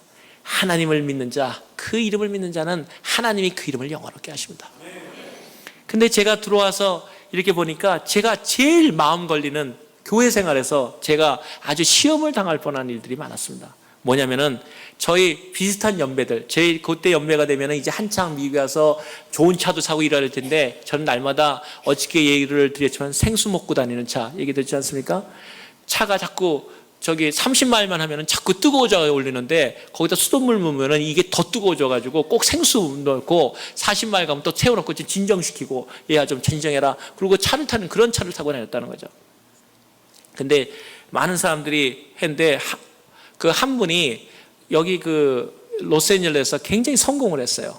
어떤 성공을 했냐면은 그 작은 비즈니스 몰을 했는데 아주 그 좀 사치품을 좀 팔았는데 이 교인들이 그 사치품에게 하나가 예를 들어서 1,000몇 불 되는데 생활에 필요 별로 안 한 것도 그걸 그냥 살려더라고요. 전 그때 정말 이해가 안 되더라고요. 제가 여기 사신 분들이 혹시 많을 것 같아서 그 품목은 얘기 안 하겠습니다. 교인들 많이 샀다 그러더라고요. 그것 때문에 여기 떼부자 됐다는 소리 들었으니까. 뭐냐면 그 품목 하나를 1,000몇백 벌 사는데 교회 하나님 건 별로 안 하면서 몸에 좋다 그러니까 그건 다 사더라는 거예요. 이 형제가 떼부자가 됐어요. 말 그대로.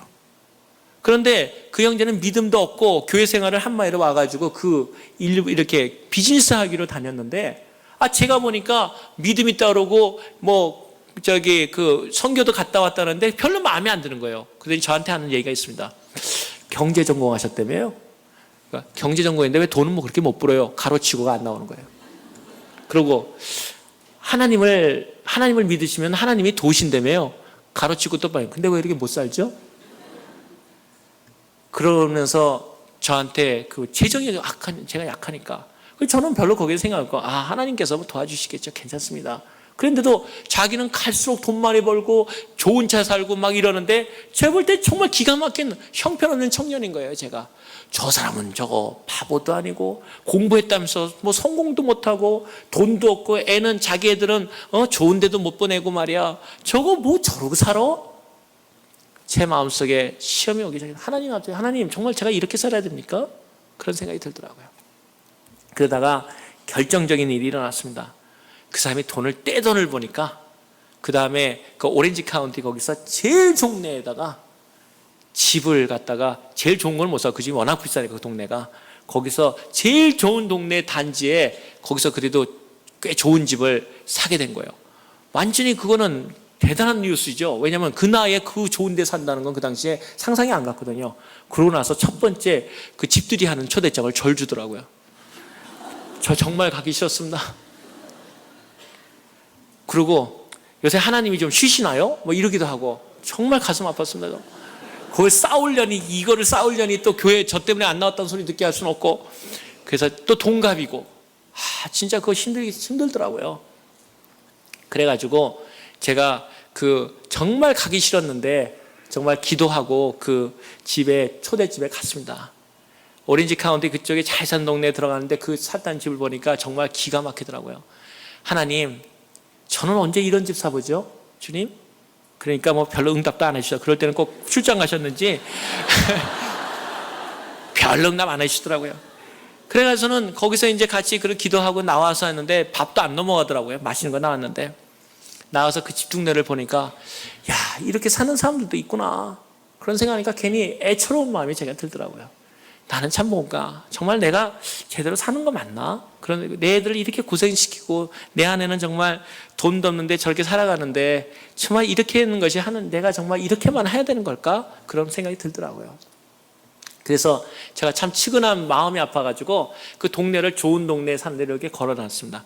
가보니까 그 동네에서 제일 좋은 집이 눈에 딱 띄더라고요. 근데 불현듯 믿음이 물려오기 시작하더라고요. 하나님이 제 마음에 그러더라고요. 네가 언제 구해봤니? 이런 생각.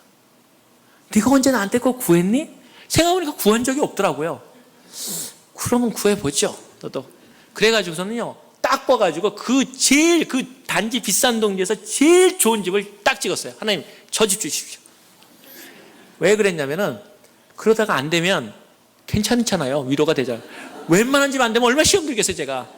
그런 다음에 그 달밤이었는 걸 기억하는데 그날부터 거기다 돌았어요. 그리고 하나님 앞에 딱 도는 겁니다. 그 첫날 돌고 가가지고 할 때는 확실하게 되니까 믿음이 오든 안 오든 그 집에다가 안수부터 딱 해놓고 그러니까 우리 말하면 침 찍어 놓는 거죠. 그리고 하나님 찍었습니다. 그러고서는 마음속에 40일 동안을 돌자는 생각이 딱 들는 거예요. 그래서 회사 오기 전에 집 밖에 한 바퀴 돌고 또 가게 한 바퀴 돌고 그 사람 기분 다 엄청 나빴을 거예요. 그런데 가까이는 접근하기가 어렵더라고요. 왜냐면 시큐리티가 좋은 동네니까 막 시큐리티가 있으니까 혹시 또 내가 잡힐까 도둑놈 잡히면 그거 망신살 아닙니까? 그래서 멀리 눈치 보면서 이렇게 돌아다녔습니다. 그리고 30일을 기도하고 하는데도 소식이 없어요. 오겠습니까? 지금 통장에 500불 있는데. 믿음을 바랄 걸 바라야지. 38일, 9일 안 오더라고요. 40일째 이제 마지막 날입니다. 그래서 속으로 하나님 방법이 있겠습니까? 그동안 수고하셨습니다.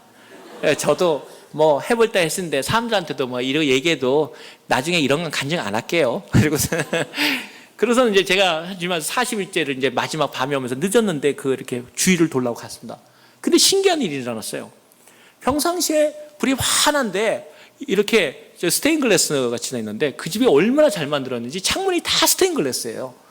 그런데 이렇게 주변에 있는데 불이 이렇게 어두컴어두컴 꺼져 있더라고요. 원래는 거기 제가 아까 말했는데 시큐리티 때문에 잘 접근 안 하는데 불현듯 마지막 날이니까 뭐 걸려봤자 오늘밖에 더 걸리겠나. 그래서 불현듯 조심 다가가기 시작해서 궁금증이 돼서 왜 저 불이 꺼져 있을까? 가서 문을 이렇게 열어보니까 잡으면 큰일 나지 않습니까? 그 스테인글라스가 있는데 이렇게 보니까 별 이상은 없는데 그 위에 있는 이렇게 팬 돌아가는 게 땅에 하나가 떨어져 있더라고요. 거의 이상하다. 그래서 아무튼 뭐 이상하다 뭐 끝나고 그냥 왔어요. 40일 기도는 끝났지 않습니까? 그런 다음에 괜히 말할 수 없는 궁금증이 저를 사로잡더라고요. 밤새. 왜 떨어졌지? 그게? 아니 왜 불이 꺼져 있지? 그래가지고 저는 40일째 그 다음날 가가지고 제가 가보니까 좀 이상해가지고 그 옆집 문을 두드렸어요. 역시 문은 두드려야 열리더라고요. 두드리니까 미국 사람이 딱 나오더니 왜 그러냐 그러더니 실례하게 묻는데 이 옆집이 혹시 사람이 왜 지금 안 보이냐? 이상한 질문 아닙니까? 나를 한번 훑어보더니 이 또 여자들은 또 옆에 얘기하기 좋아하지 않습니까? 미국 여자도 역시 다르지 않더라고요. 근질근질 했던 것 같아 자기 생각에. 그러더니 옆집 이혼했어 그러니까 처음에 그 미국 여자가 그랬더니 얘기하지 않은 얘기도 다 하는 거예요. 뭐라 하냐면 둘이 너무너무나 잘 사는 집이었는데 둘이 찌꾸찌꾸 해가지고 둘이 소송 가가지고 그래가지고 저 집이 요새 폴클로즈 당했다는 거예요. 그래서 제가 둘이 버쩍 뜨더라고요. 그 당시에 여기 지금 한창 그때 캘리포니아 경기가 한번 올라갔다가 땅에 한번 저기 곤두박질 한 적이 있었어요. 여러분 혹시 여기 오래 사시는 분들 기억할 텐데 그리고 다시 또 부동산이 올라가는 근데 제일 떨어졌을 때 얘기예요. 그러니까 그때는 집을 살 수가 없는 거고 제일 떨어질 텐데 폴클로즈 됐다는 거예요. 그래서 제가 그렇습니까? 그러고서는 뭐 그렇습니까까지는 그러고 좀 흥미진진하기 시작했어요.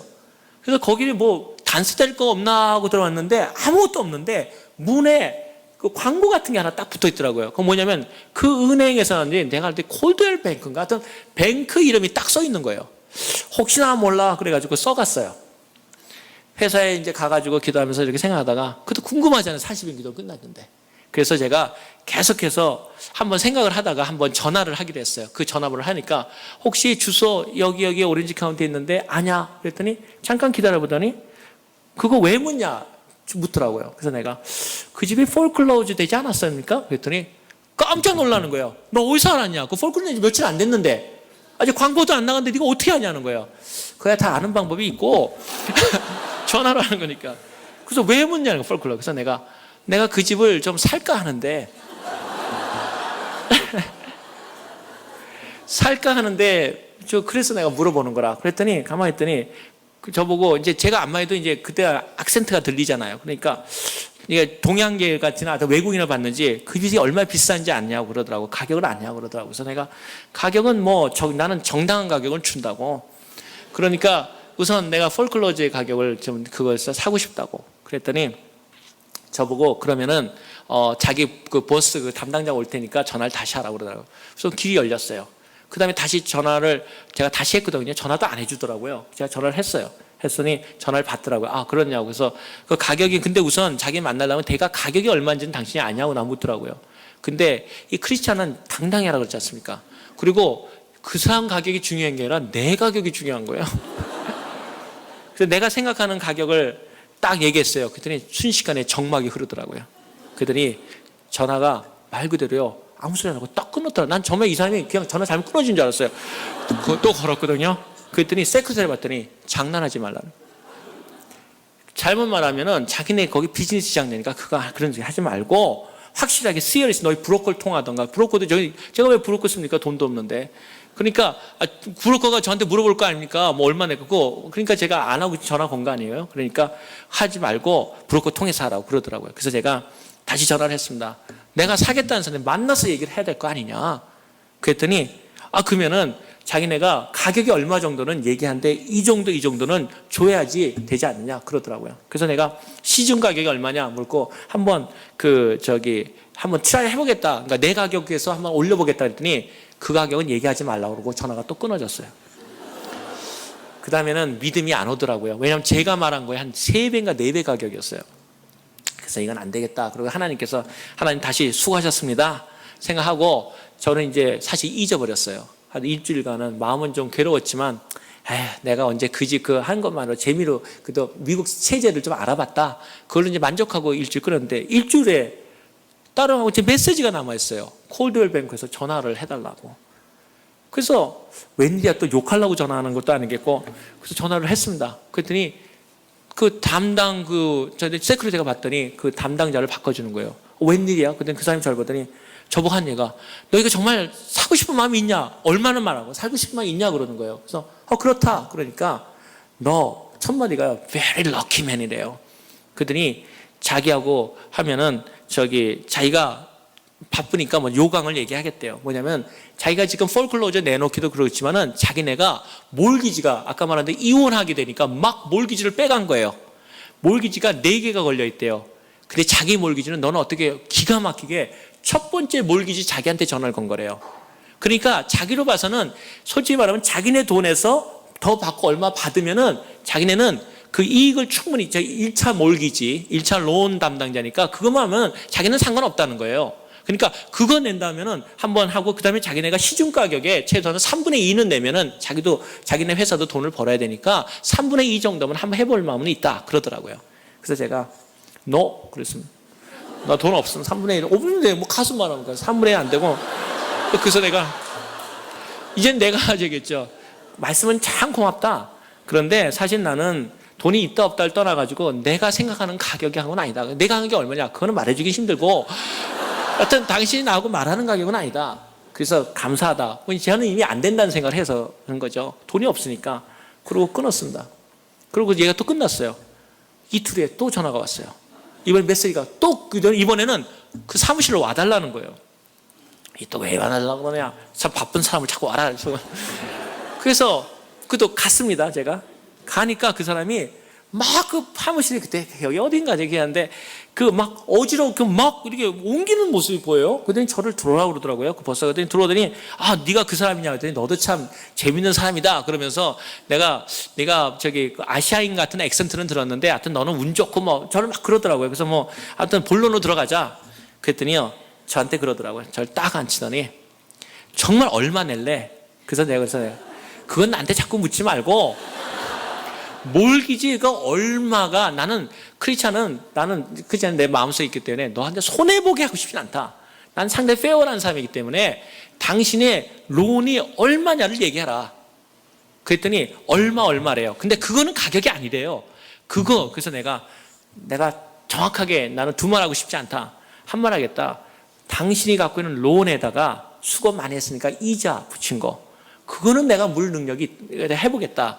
그렇지만 그 나머지 돈은 3분의 1 가격인 4분의 1 가격 나는 못한다. 그랬더니 저를 가만히 쳐다보더니 정말 그밖에 못 내겠네요.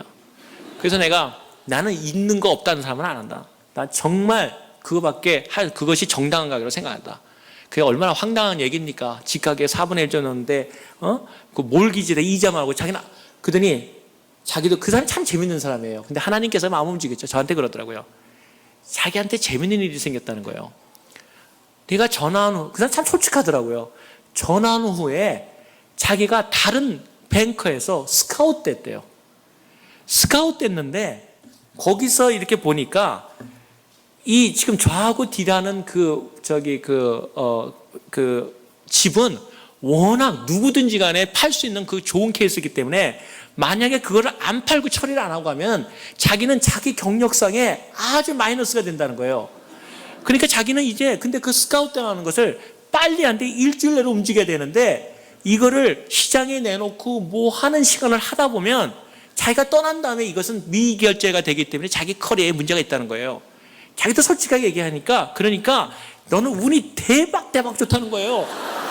그러면서 내가 일주일 만에만 안 넣었어도 너 이거 안 넘긴다는 거예요. 근데 너희가 지금까지 행한 거라든가 얘기한 것이나 이런 거 했을 때 괜히 너한테 믿음이 갔다는 거예요. 어차피 자기 떠날 회사에 돈 주고 싶지도 않다는 거예요. 뭐 기분 나빴는지 뭐 그러더라고요. 저는 뭐 좋죠 뭐. 그래서 거기서 논란이 일어난 거죠. 그 사람이 시장에 내놓을 수 없는 시간이고 몰기지만 해주고 이자만 주기로 했다. 그래서 가격이 결정된 거예요. 그 다음에 그러다가 그러면은 한 가지 조건이 있는데 일주일 내에 이것을 다 세틀다운 해야 된다 이거예요. 제 통장에 얼마 있다고요? 500. 세틀다운 할 수 있겠습니까? 그래서 제가 딱 있으니까 저한테 그러다가 다음 회에 얼마 할 거냐. 그래서 내가 통장에 돈이 있는데 사실 돈이 많지 않다. 그랬더니 얼마 있냐 그래서 내가 그냥 미니멈은 갖고 있다. 그래서 저한테 그러더라고요. 그러면 얼마 다운페이는 할 거냐? 그래서 제가 다운페이는 못한다. 그 얘기했습니다. 그랬더니 이 사람이 저를 쫙 째려보면서 너 지금 너 한국 사람 얘기를 했으니까 한국에 얘기하는 친구한테 빌려야 되지 않느냐 그러더라고요. 그래서 내가 일 좋은 게는 팔아서 다음날 팔아도 너 몇 배 남는데 그래서 내가 크리스찬은 돈 빌리지 않는다. 내가 솔직하게 얘기했습니다. 그리고 돈 끄는 거 절대 안 한다. 나는 다른 사람에게 팔아라. 나는 그런 거 원치 않는다. 그랬거든요. 그랬더니 가지 말고 기다리래요. 그러면은 내가 너한테 마지막으로 해주게. 자기도 어차피 가야 돼. 이제 서로가 이제 얘기가 된 거예요. 서로가 다 내놓고 다 내놨으니까 저한테 얘기를 그러면 일주일 내에 끝내야 되니까 그러면은 은행에서 100% 논을 하게 하겠대요. 그러면서 100% 은행을 너의 그 은행에서 얘기하라 그러더라고요. 그래서 제가 나 은행 돈 안 된다. 그래서 왜 안 되냐? 500불인데 어느 논을 해주겠습니까? 그래서 제가 그 사람한테 그랬습니다. 방법이 있는데 아주 쉬운 방법이 있다고 내가 제안해 줬어요. 그것도 길을 어린 양을 인도해 줘야 되지 않습니까? 그래서 말해서 뭐 어떤 방법이냐 저한테 물어보더라고요. 그래서 내가 당신 은행에 내주면 된다. 그러면 당신 은행에 갖고 그 담보도 그렇게 큰 너 집 그렇게 좋다 그러는데 담보 잡고 얼마 좋냐? 그리고 꽤 그 지도 남아 있는데 그렇게 하자. 그랬더니 자기가 정말 내가 정말 안 하려고 그랬는데 방법이 없다. 그래서 자기가 해주기로 결정했습니다. 근데 거기서 끝난 게 아니라고요. 론을 그래서 쓰라 그러는데 제가 이렇게 전부 쓰니까 이렇게 보더니 소득 얼마. 크리스찬은 또 거짓말 안 하지 않습니까? 소득이 너 보더니 너 이거 장난하냐? 이거 론 안 나온다는 거예요. 그러더니요 가서니 저한테 이렇게 갖다 주는데 자기가 급하니까 막 해오더라고요. 보니까 제 소득이 한 5배 올라가 있고 통장은 없는데 5개가 불어나 있고 제가 거부가 돼 있어요. 그래서 저보고 사인만 하래요. 그럼 끝난대요. 그래서 제가 그랬습니다. 너 이건 나 아니야. 나는 이거 내가 분명히 얘기하는데 이 집 안 사도 저는 안 한다고 그랬습니다. 그리고 내가 하는 대로 해달라고 그랬어요. 그랬더니 나보고 다 이렇게 하는 거래요. 그리고 다른 데가 다 이렇게 하는 거래요. 그래서 내가 그러면 당신은 그 사람 하라고 난 가겠다고 했더니 가지 말고 기다리라는 거예요. 그 다음엔요 재밌는 일이 일어났습니다. 하나면 저는 소파에 앉아가지고요 드링크를 갖다 주더라고요. 그 사람이 가가지고요 막 고쳐와요. 제가 말하는 고쳐와서 이거 맞냐? 그러면 내가 보고 커피 마시다가 틀렸어. 그러면 가가지고 또 막 고친다. 또 가져오면 제가 또 보고 이거 마음에 안 들어. 이거 wrong information 고치라고. 또 처음 가가지고 시끄러고 가가서 또 막 고쳐와요. 그래가지고 저는 거기 가만히 앉아가지고요 사인 딱 하고요 집을 얻었는데 그 집을 사러 들어가니까 사람들이 전부 다 저보고요 돈을 갖다가 은행에 감춰놨다가 샀다고요. 저희 집이 얼마나 좋았는지 수영장이 있는데 수영장에 자쿠지가 2개가 딱 달려 있고요. 수영장에 폭포가 있어요. 바에 누르면 폭포가 팡팡 돌고요. 저희 집이 얼마나 좋았는지 아까 꿈속에 본 그 물고기 사는 집 같았는데 그 주변에 있는 교회들이요 저희 집에 와서 다 세례받았어요. 왜냐하면 폭포가 있으니까 매달 와서 폭포 받고 그 다음에 자쿠지니까 자쿠지에서 들고 저는 그게 얼마나 감사한지 몰라요. 그래서 저희 집 개방해가지고 폭포수에서 세례받은 사람들 엄청 많아요. 사진도 많이 찍었고. 근데 오늘 여기가 많은데 오늘 그 집 얘기만 하고 끝내려고 그럽니다. 근데 집을 그렇게 해놨는데 그래서 오늘 집 없는 사람은 집 없는 걱정 절대 하지 마세요. 하나님께 주십니다. 그런데 집값이 그때부터 거꾸로 올라가기 시작하는 거예요. 캘리포니아 집들이. 집에 올라가니까요 괜히 자다가도 웃음이 나오고 교회만 가면은 괜히 누구 만나도 식사하셨어요? 내가 그렇게 부자 된 줄 몰랐어요. 막 뛰는 거예요, 막 뛰는 거. 전 정말 행복했어요. 야, 주님, 멋있는 주님. 정말 그 하나님은 재정 축복한다는 얘기만 하면 이런 게 축복이구나. 하나님은 정말 화끈하셔. 그래가지고서는 그 큰 단지에서 저희 집이 제일 좋았어요. 그러니 사람들이 전부 제가 돈 있다고 안 받겠어요? 이름이 뭐 이기돈이고 하니까 전부 돈 있다고 받겠죠. 제가 그래가지고는 너무너무나 정말 은혜스럽게 다녔어요. 그러다가 지금부터 한 9년 됐군요. 9년, 10년 전에 제가 워싱턴으로 이제 뉴욕으로 발령이 나게 됐어요. 가서 이제 집을 팔게 됐는데 그때는 캘리포니아 집이 제일 올라갔을 때예요. 아, 얼마나 좋습니까? 거기다가 또 더 감사한 거는 워싱턴인가 그때까지 거긴 또 집값이 제일 떨어져 있을 때예요. 저는 하나님은 역시 더블로 주시는구나. 누르고 흔들어 감사했습니다. 집을 팔았습니다. 얼마나 제가 부자였겠습니까? 저는 정말 하나님 찬양. 근데 제가 결혼 잘못한 거 후회한 두 번째 이야기. 아까 선교 가자 그랬을 때 제가 결혼 후회했거든요. 이 여자 잘못 만났어. 내가 잘 살다가 선교지로 가자고 하는 이 여자. 두 번째, 우리 아내가 참 얌전한데 그렇게 결정타를 저한테 먹일 때가 있어요. 두 번째 돈을 이제 딱 찾고 세틀다운하고 들어왔는데 저희 아내가 딱 들어왔더니 형제님 그러는 거예요. 전 이 얘기 나오면 질리는 거거든요. 형제님 나오면 이건 진짜 하나님 얘기하자 이 말이거든요. 저도 같이 앉아서 자매님. 네. 그랬더니 제가 저희 아내를 전도해가지고 사실은 제자훈련을 시켰어요. 근데 여자가 무서운 것이 뭐냐면 그때는 제가 할 얘기 못할 은혜스러운 얘기 다 해줬는데 잘 적더라고요. 얼마나 귀엽고 좋은지. 근데 그걸 결혼 후까지 갖고 있다는 사실이에요. 생각만 나면 들쳐나가지고 형제님이 말씀하시기를 이게 다 죽이는 거예요. 제가 선교지 간 이유도 형제님이 말씀하시기를 선교는 다 해야 되는데 하나님이 들어오게 이러가지고 제가 선교지 쫓겨자가 그랬지 않습니까? 근데 이번엔 딱 그 며칠 딱 피더니 뭐냐면 형제님이 말씀하시기를 다 하나님 건데 공짜 돈은 특별히 하나님께 바쳐야 된다 그랬다는 거예요. 그래서 그런 말 한지 않는지 기억은 안 나지만 은혜로운 말씀이군요. 그랬습니다. 그랬더니 말하기를 저한테 그러더라고요. 저는 집안에서 이 집안일을 잘 못하거든요. 저한테 말하기를 형제님이 이 집안을 위해서 못 박으신 일이 있으십니까?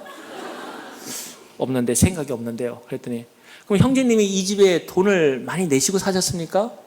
없는데요. 그랬더니 그럼 이 집은 이득이 공짜 돈입니까? 공짜 돈이라고 할 수는 없지만 그때 저도 생각했으니까 말을 바꿔서 알았어. 그러니까 11조 거기서 냅시다. 11조 당연히 내는 거야. 안 되면 12조까지 내가 내겠어. 그랬더니 아니라는 거예요. 하나님이 주신 소득이 내가 일 안 하고 받은 돈은 하나님께 드려야 된다는 거예요.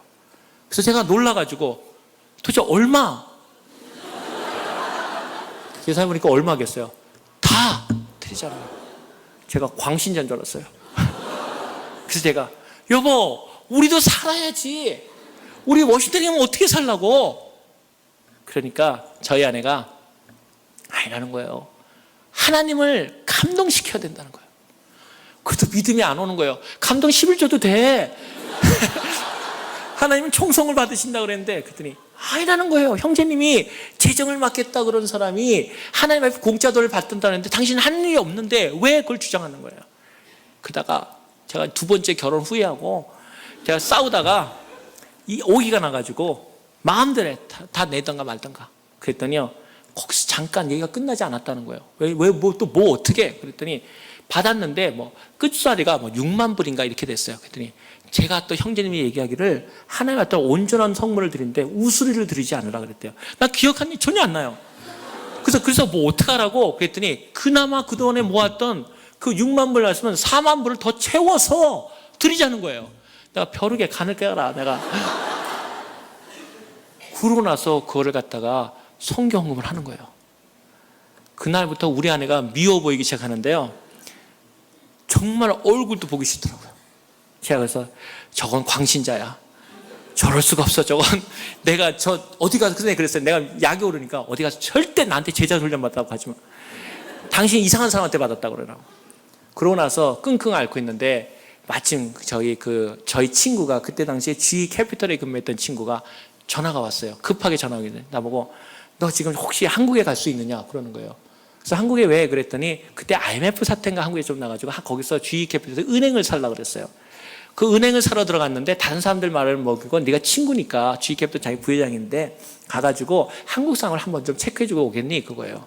그래서 제가 잘 됐죠. 한국 부인 얼굴도 보기 싫은데 돈 대주겠다는데 왜 안 갑니까? 그래서 얼굴을 당장 안 보고 싶더라고요. 그래서 가겠다고. 그래서 갔어요. 일주일인가 있다가 왔는데 가서 뭘 했겠어요. 뭐니까 아무것도 없고 그냥 보고 뭐 악수하고 그래 잘 있네요. 그러고 왔어요. 그래서 왔는데 계속 우리 아내가 보기 싫었죠. 그리고 다시 일주일이 지났는데 다시 제 친구 그 G캐피털 부회장한테서 전화가 왔어요. 잠깐 보자. 그래서 봤어요. 봤더니 한국에 가서 수고가 많았다. 속으로 뭐 제가 한 일도 없는데 근데 네가 갔다 와서 일이 해결됐다는 거예요. 뭐 굳이 뭐 내가 아니라 그럴 일도 없어서 뭐 그랬다. 뭐 그랬죠? 그랬더니 수고했기 때문에 우리 룰에 따라서 그 수고비를 주겠다고 그러면서 주더라고요. 그래서 나는 항공료 뭐 받고 뭐 수고비 나오고 당연히 주잖아요. 그래서 받았어요. 받고서는 그러나 보다. 그러면서도 이제 우리 아내가 계속 믿기만 하고 그러고서는 또 그 자기 일도 잘 됐다 그러더라고요. 그 한국의 은행. 그 은행 사는 거니까 얼마나 큰일이겠어요. 그래가지고는 받고 집에 와가지고요. 그것도 집에 넣고 생각도 안 하고 집에 앉아가지고 이제 딴 방에 가서 여번 저쪽 가자. 그러고서는 이제 가가지고 책을 보고서는 그 봉투가 있으니까 그 돈 안 주려고 이제 내가 쓰려고. 그 주면 안 되죠. 나도 이제 돈 없는데 통장 것까지 다 우수리까지 맞춰두는데 내가 돈이 있습니까 이제. 그래가지고는 딱 열었는데요. 정말 하나님 놀랐지 않습니까? 은행을 했다고. 나는 한 일이 없는데 은행을 했다는 것 때문에 많은 돈을 넣었는데 그 돈이요. 헌금한 금액하고 1달러도 끝나지 않은 동일한 금액이었어요. 저는 거기서 부들부들 떨었어요. 하나님 두렵게 느껴졌어요. 하나님한테 바친 돈하고 하나님이 내가 받아온 나는 은행을 했으니까 이 사람들은 당연히 그걸 했다는 거라서 많은 돈이고 나는 내가 한 일이 없으니까 나는 가만히 있었던 거죠. 그 금액을 똑같은 금액을 넣었어요. 제가 회개하고 우리 아내 당신 같은 여인을 주신 사람은 사랑해.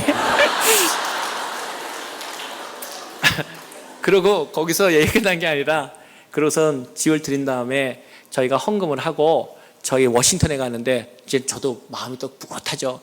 갔더니 집값이 떨어졌어요. 그래서 지금 집을 샀어요. 지금 현재 집. 저는 집을 그렇게 여러 번 못 샀어요. 왜냐면 사실 일하다 보고 하나님 헌금하다 보고 너무 잘 사는 게 좋은 모양이 아니거든요. 하나님 앞에 선심적으로서 내가 내일 말씀드리려고 그러지만은 하나님의 삶이 돈 많고 집 많은 거 별로 좋아하는 거 아닙니다. 하나님 앞에 얼마큼 일하는 것이 아름다운 거죠. 그걸 드리는데 요새는 그 집이요 또 올라가서 2배 값 됐어요. 저 엄청 화가 많이 납니다.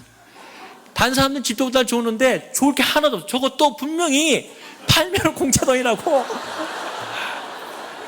그래가지고 제가 스트레스가 사기 시작한 거예요. 이 집값이 막 올리니까 내가 막 집값, 어떤 데는 정말 나도 모르게 집값 올라고 막 신경질 내니까 옆 사람이 저 사람이 미쳤나? 집값 올렸다고 신경질 내는 사람 처음 봤다는 거예요. 안 좋을 수밖에 없는 게 집값 오르면 좋은 게 뭐 있어요? 세금 더 많이 내고 팔면은 받쳐야 되는데 전혀 좋을 게 없더라고요.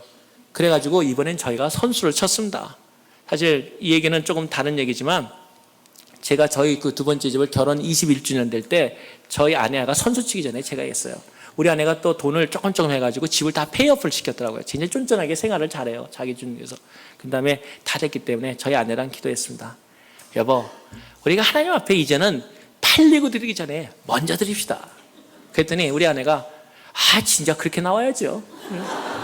그래가지고요. 페이오프하고 이번에 21주년 결혼일 때 그 집 하나님께 드렸습니다. 그래서 지금 사실 저는 집이 없는 사람입니다. 근데 마음속에 확신이 있습니다. 제가 단언컨대 여러분, 제가 언제 또 여러분을 만날지 모르지만 하나님께서 더 큰 걸 주실 겁니다. 저는 여러분한테 그냥 얘기하는 게 아니고 확신이 있습니다. 하나님을 도전하라. 근데 오늘의 끝 얘기는 거기서 끝난 게 아니라 그 일을 하고 있을 때 어느 날 그로부터 제가 워싱턴에 간 지 2년째인가 3년째로 기억하는데 저한테서 한 소포를 받았습니다. 그 소포를 받았는데 아주 조잡한 그 갱지라고 하는 거기에 있는데 이름 모르는 데서 왔어요. 중국에서. 이게 도대체 뭔가. 그래서 찢어보니까 어린아이가 이렇게 소녀가 기도하고 있는 그 알루미늄으로 만든 그 노란 게 있었고 편지가 정말 조잡한 글로 그 아주 나쁜 종지에 써 있었어요. 그 내용이 저를 감격하게 만들었습니다. 거기 내용이 이렇게 써 있었어요. 이름 모를 선생에게. 그 무슨 얘기였냐면 자기가 탈북자였는데 그 당시에 탈북을 해가지고 그 많은 선교단체를 숨어 들어갔는데도 그 당시에 살 수가 없었대요. 근데 한 농장이 있었는데 그 농장은 오래전부터 농장이 있더니 그 농장에 들어가서 거기서 예수 그리스도를 믿고 자기가 거기서 일하게 되고 자기 생명을 살았다는 거예요. 그런데 보니까 미국 선교사도 있고 그런데 너무너무나 고마워서 아니 어느 단체에서나 이 땅을 갖다 이렇게 미리 이렇게 탈북자들을 위해서 준비했습니까? 그러니까 원래 얘기를 안 해주는데 자기가 하도 감사해서 자꾸 물으니까 거기는 담당자가 이렇게 얘기해 주래요. 어떤 미국에 있는 한 가정이 자기의 집을 팔아서 참 하나님께 감사합니다. 그 금액을 그 땅을 줬다. 그래서 그 돈으로 이 땅을 샀다. 그래서 그 탈북자가 글을 쓰기를 뭐라냐면 이름 모르는 선생님 감사합니다. 당신이 나를 살렸습니다. 그래서 저희가 바친 돈이 바로 그 탈북자를 위한 농장을 위해 사줬었어요. 저는 그걸 바라보면서 놀라우신 하나님, 우리가 하나님 앞에 감격할 수밖에 없는 하나님. 나는 그때 그렇게 내가 주신 것만으로 감사하고 집 날린 줄 알고 그랬는데 그것이 수많은 사람들의 생명을 살린 데 쓰였다는 사실이죠. 그거를 받았을 때 제가 두 번째 집을 못 바치겠습니까? 제가 하나님 앞에 그 집을 바치면서 제가 여러분에게 돈 자랑하려는 게 아니고 전 돈도 없는 사람입니다. 그런데 제가 분명히 오늘 그러한 삶을 살면서 이런 생각을 합니다. 제가 결혼 20주년 됐을 때는 저희 아내가 참 어렵게 돈을 모았습니다. 그랬더니 자기가 모은 돈이 한 50만 불이 되더라고요. 그래서 50만 불에서 저는 이제 여보 이제 걱정 말고 쓰면 되겠네. 그러니까 아닙니다. 자기가 하나님께 받은 은혜가 너무 감사해서 선교사들 어려운 사람들을 위해서 장학금을 만듭시다. 그래서 저희 아내가 50만 불을 대고 제가 다시 50만 불을 더 출연해서 선교사 장학금을 만들었습니다. 우리 집안에 가보면은 사실 우리 집이 사람들 초대할 만큼 그렇게 넓은 집은 아닙니다. 그런데 제 마음속에 하나님께 감사함이 있습니다. 우리가 무엇을 위해 사는가? 어느 날 보니까 저희 아내가 오늘 끝에 얘기인데 반지를 제가 돈이 없을 때 너무 결혼해서 제가 금반지를 하나 끼워줬는데 그 반지를 세일한다고 여기 돌아다니다가 샀는데 85% 세일하고 사줬는데 이것이 2년 되니까 가짜로 샀는지 사가서 없어졌어요. 제가 저희 아내에 대한 마음이 너무너무 아파서 그 다음에 제가 돈을 벌어서 해줬고 저희 아내는 또 저한테 마음이 아파서 결혼 10주년, 15주년 때마다 좋은 시계, 정말 값이 많이 나가는 비싼 시계를 사줬어요. 근데 시계를 2개 선물 받을 때마다 가면은 그 시계가 꼭 필요한 사람이 있더라고요. 그래서 제가 시계를 벗어줘서 제가 좋은 시계를 못 차고 다닙니다. 그런데 어느 날 저희 딸이 저한테 질문을 했습니다. 저희 직원들하고 전부 회의를 하는데 쫙 보니까 시계가 말 그대로 4만 불, 5만 불짜리 시계를 쫙 찾거든요. 잘 사는 사람들이니까 막 최고급의 다이아몬드로. 근데 아빠를 보니까 5년 전 찬 거랑 10년 똑같거든요. 그러니까 은혜가 저한테 묻더라고요. 아빠는 저 사람들 시계는 저 사람들은 아빠보다 분명히 아빠보다 낮은 사람 같은데 아빠는 왜 그렇게 안 하고 다녀? 그래서 제가 은혜한테 그 다음날 오라 그랬어요. 은혜야, 하나 너한테 배워줄 게 있다. 시계는 저 사람이 4, 5만 불을 차도 나는 아빠는 시계 안 갖고 있지만 누구한테 깍듯이 절하는 거 보여줄게. 그 단어를 왔는데 4, 5만 불짜리 시험한 사람들이 제 앞에 와서 90도로 절하는 걸 보여줬습니다. 제가 저희 딸한테 말했습니다. 하나님을 믿고 사는 것은 내가 하나님 앞에 바칠 때 하나님이 너를 높여주는 것이 하나님께 대한 최대의 비즈니스라는 겁니다. 우리 삶에도 가끔 어려움 때문에 오기도 하고 힘들 때가 오기도 합니다. 여러분 사다가 아까처럼 저처럼 집이 없는 그 서름을 당한 분도 있을 것이고, 제가 오늘 냉면을 좋아해서 오늘 냉면을 너무 맛있게 먹었는데 제가 냉면 좋아하는 얘기를 오늘 하다 보면 말했는데, 제가 이 캘리포니아에 처음 왔을 때 제 가정을 처음 갔을 때 우리 목사님, 사모님, 전도사님들이 저희 6월달인가 신방을 해줬습니다. 제가 제일 좋아하는 냉면을 내놨습니다. 저는 정말 할 수 있는 게 그거밖에 없었거든요. 싸고 또 할 수 있는 거. 근데 냉면 6월달에 냈는데 아주 뜨뜨근한 무지근에 가져와서 제가 깜짝 놀라가지고 저희 아내를 방으로 불러서 아니 왜 냉면이 차야지 냉면이 왜 이렇게 뜨겁냐고 여름에. 그랬더니 저희 아내가 저한테 얘기하기를 여보 우리 집안에는 냉장고가 없어요. 참으로 냉장고가 없는 집에서 살았습니다. 그런데 그 국수를 다 들어있던 그 목사님을 지금도 기억하고 감사합니다. 여러분의 목사님도 사역자들도 여러분을 그렇게 사랑하시려 합니다. 그 여러분이 가슴 아프고 힘든 사연들이 있을 때 그거를 제 그 냉면을, 그 뜨거운 냉면을 그 뜨거운 여름날에 하나도 남김없이 다 드셔주셨던 그 사랑하는 사역자들을 기억합니다. 저는 오늘 여기를 같이 끝나면서 수많은 하나님의 간증과 얘기들이 있지만 하나님과의 최대의 비즈니스는 하나님께 그분을 최선을 다해 살면 하나님은 여러분을 결단코 실망시키지 않습니다. 가끔가다 우리 집이 없더라도 너무 서러워하지 마십시오. 하나님께서 여러분에게 더 좋은 걸 주십니다.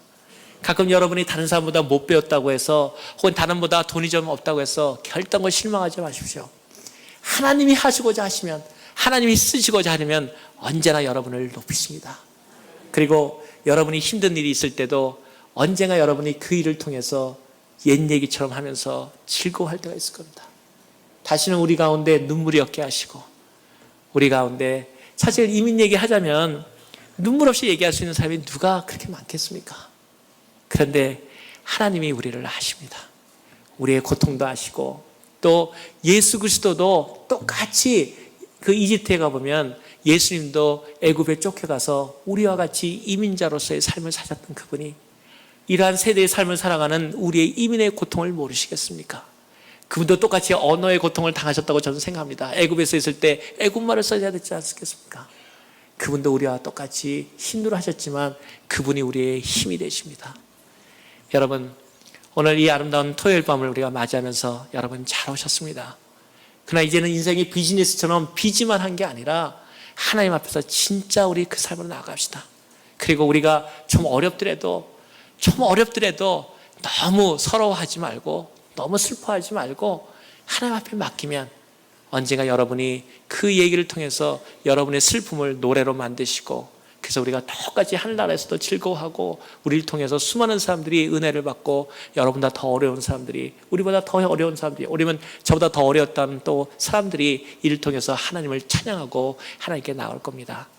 그 놀라운 축복이, 하나님과 하는 사상 최대의 비즈니스가 여러분에게 복의 복을 더해 주시기를 간절히 간구합니다. 감사합니다.